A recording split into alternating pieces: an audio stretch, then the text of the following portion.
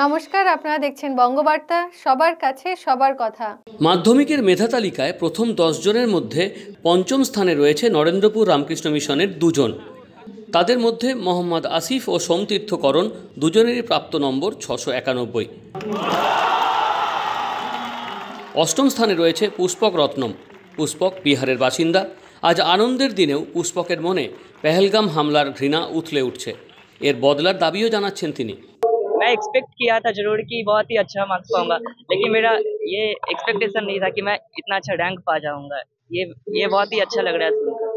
ये नरेंद्रपुर यहाँ पे हम लोग जितने स्टडी आवर्स प्रोवाइड किए जाते हैं, सुबह के 2 घंटे, शाम के 2 घंटे और फिर नाइट स्टडी, वो 6 मैक्सिमम 6 आवर्स है। पर ये 6 आवर्स में जो हम लोग कॉन्सेंट्रेशन के साथ पढ़ते हैं वही बहुत ही इफेक्टिव स्टडी होता है। वो यहाँ की जो इन्वायरमेंट है, मतलब कॉन्सेंट्रेशन के साथ पढ़ाई करना बहुत ही इफेक्टिव होता है।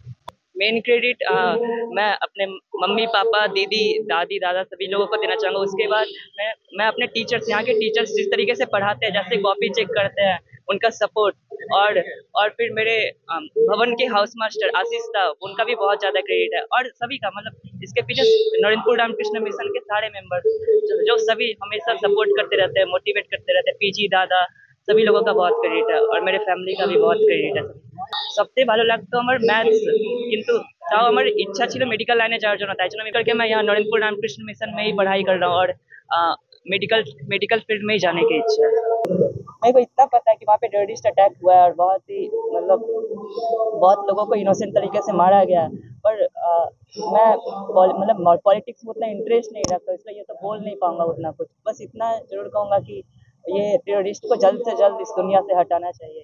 দেখতে থাকুন বঙ্গবার্তা, সবার কাছে সবার কথা।